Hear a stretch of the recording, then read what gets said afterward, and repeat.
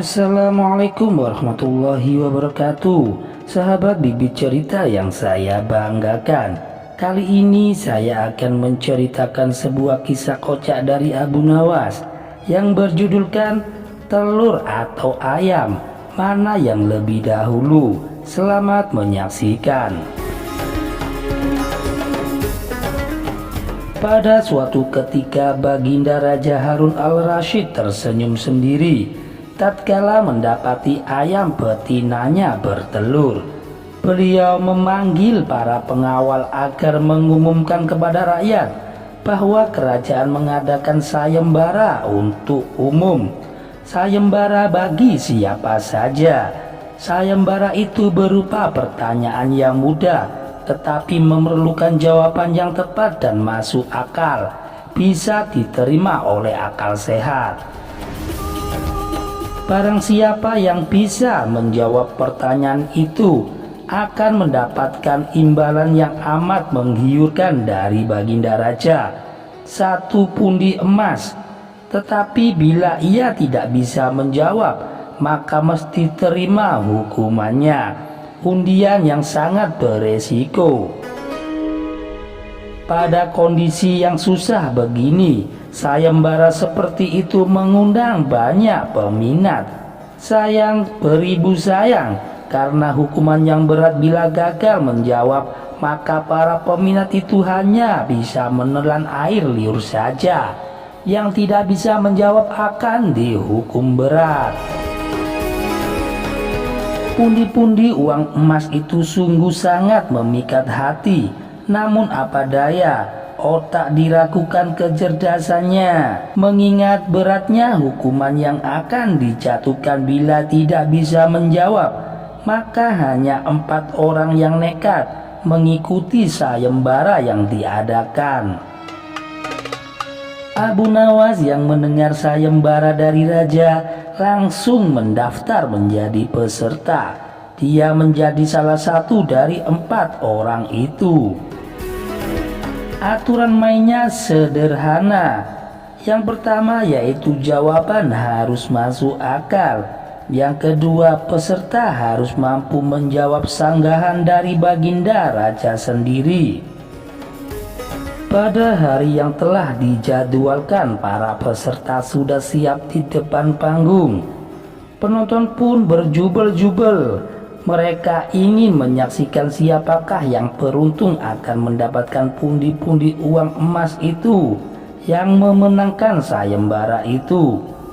Baginda duduk di atas panggung. Beliau memanggil peserta pertama. Peserta pertama pun maju dengan tubuh yang gemetar. Baginda mulai bertanya, manakah yang lebih dahulu, telurkah atau ayam? Kemudian dia menjawab, telur Baginda Raja. Lalu apa alasannya? Tanya Baginda. Bila ayam lebih dahulu itu tidak mungkin, karena ayam berasal dari telur, kata peserta pertama menjelaskan. Kalau begitu siapakah yang mengerami telur itu? Tanya Baginda. Peserta pertama pun pucat pasi. Wajahnya mendadak berubah putih seperti kertas. Ia tidak mampu menjawabnya. Tanpa ampun ia dimasukkan ke dalam penjara. Berikutnya peserta kedua maju dan ia berkata, Paduka yang mulia, sebenarnya telur dan ayam tercipta dalam waktu yang bersamaan. Bagaimana mungkin bisa bersamaan? Tanya Baginda. Bila ayam lebih dahulu itu tidak mungkin, karena ayam berasal dari telur. Bila telur lebih dahulu itu juga tidak mungkin, karena telur tidak bisa menetas tanpa dierami. Kata peserta kedua menjelaskan dengan hati yang mantap. Bukankah ayam betina bisa bertelur tanpa ayam jantan? Sanggah Baginda memojokkan. Peserta kedua pun menjadi bingung. Ia lalu dijebloskan ke dalam penjara. Kini tiba giliran peserta yang ketiga.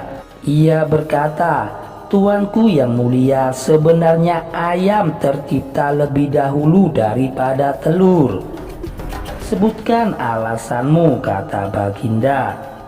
"Menurut hamba, yang pertama tercipta adalah ayam betina," kata peserta ketiga meyakinkan. "Lalu bagaimana ayam betina bisa beranak pinak seperti sekarang, sedangkan ayam jantan tidak ada?" tanya Baginda memancing. "Ayam betina bisa bertelur tanpa ayam jantan. Telur dierami sendiri, lalu menetas dan menurunkan anak ayam jantan, kemudian menjadi ayam jantan dewasa dan mengawini induknya sendiri." Peserta ketiga berusaha untuk menjelaskan. "Bagaimana bila ayam betina mati sebelum ayam jantan yang sudah dewasa sempat mengawininya?" Peserta ketiga pun tidak bisa menjawab sanggahan Baginda. Ia juga dimasukkan ke dalam penjara. Kini yang terakhir yang ditunggu-tunggu telah tiba. Tidak lain dialah Abu Nawas. Ia berkata, "Yang pasti adalah telur dulu, baru ayam." "Coba terangkan secara logis," kata Baginda ingin tahu. "Ayam bisa mengenal telur, sebaliknya telur tidak mengenal ayam," kata Abu Nawas singkat. Kali ini Baginda Raja merenung. Baginda tidak menyangka alasan Abu Nawas. Penonton pun mulai bersorak gembira. Abu Nawas berhak atas hadiah pundi-pundi uang emas itu.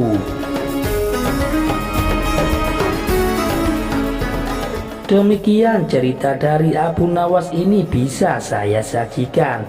Jangan lupa untuk dukung channel kami agar berkembang ke depannya dengan cara menekan tombol like dan subscribe. Wassalamualaikum warahmatullahi wabarakatuh.